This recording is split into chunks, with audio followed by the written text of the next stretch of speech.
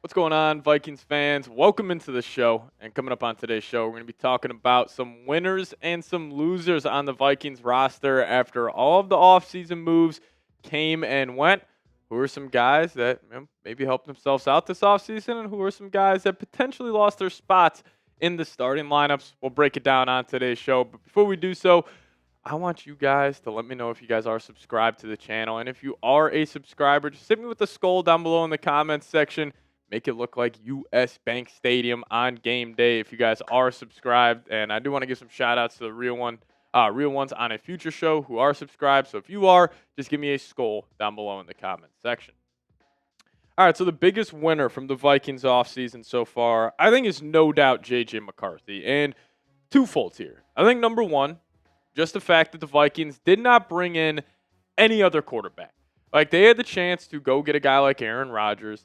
They had a chance, bring back Sam Darnold, bring back Daniel Jones, but the Vikings clearly had enough faith in a year that they view that they could go and win a Super Bowl, that they had faith in J.J. McCarthy. So that's the first thing.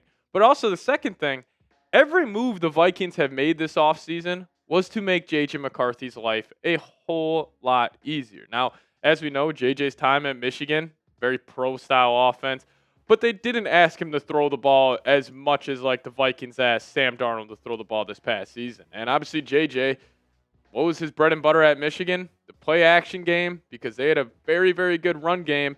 So the Vikings clearly needed to make that, part of their offense a whole lot better. So what did they do? They went out and got Ryan Kelly and Will Fries. They drafted Donovan Jackson in the first round. And you're looking at a whole new offensive line from the left of Brian O'Neill from this past season. Because it was Cam Robinson, it was Blake Brandell, Garrett Bradbury, and Dalton Reisner as those four guys left of Brian O'Neill. So they got upgrades at all of their spots, and I would assume the Vikings will be a better rushing team this upcoming season because of the additions at the offensive line.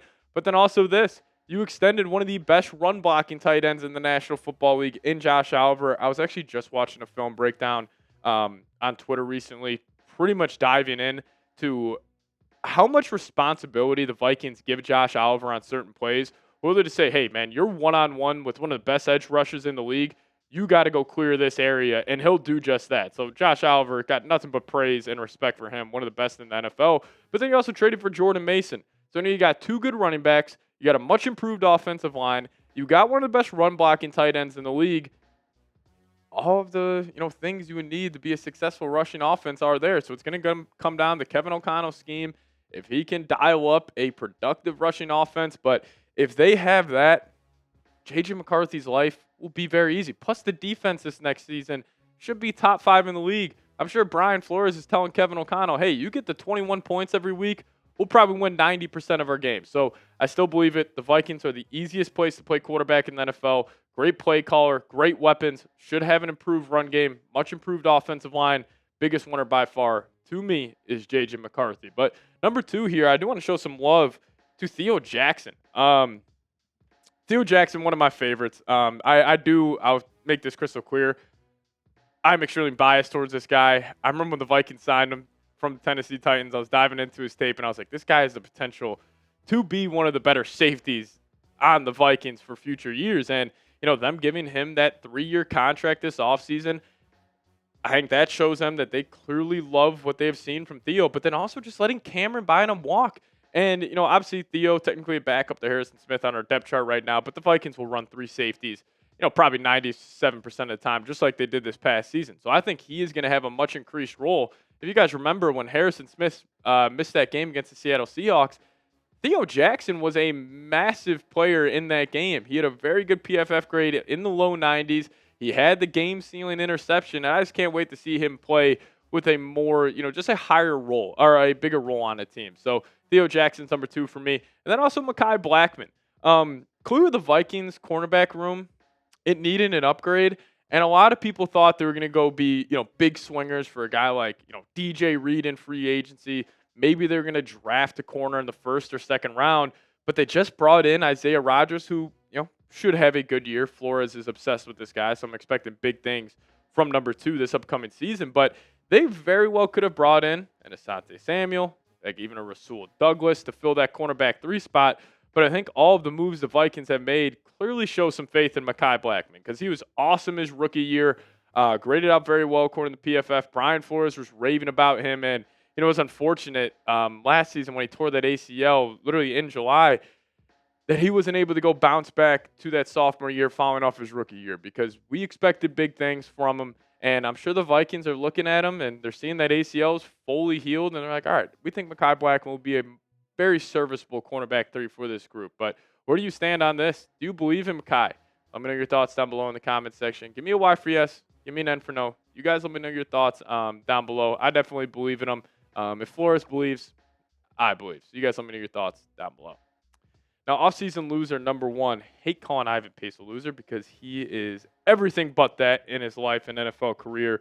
But got to go him here. And the biggest reason for that, I think, are kind of similar to how we're having winners because Mekhi Blackman Vikings didn't bring in another cornerback. I guess it's the same thing for Pace being a loser because they drafted this guy in the 6th round, Kobe King.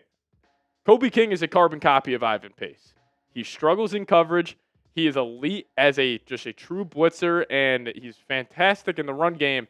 And I don't think Kobe King, next year he's playing over Ivan Pace because Pace is still, one of the most unique linebackers in the NFL. I think the duo of him and Blake Cashman is fantastic, but I think this could be a futures play for the Minnesota Vikings where Pace is in a contract year.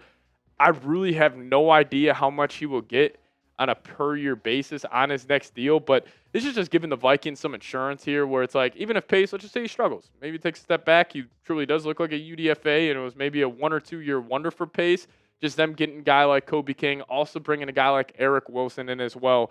And I hate calling any of these guys losers here, but their seats definitely got a little warmer this offseason. And a guy that just straight up lost his starting role in the offense, number 2, Blake Brandell. Blake Brandell was fine as a left guard for the Vikings this past season. Obviously, his game was a lot better when Christian Darrisaw was in the lineup. We saw his, play really take a hit. He allowed a lot more pressures per game. His PFF numbers really dropped. But, it's not like the Vikings just brought in, 1 guard to replace him. They brought in 2.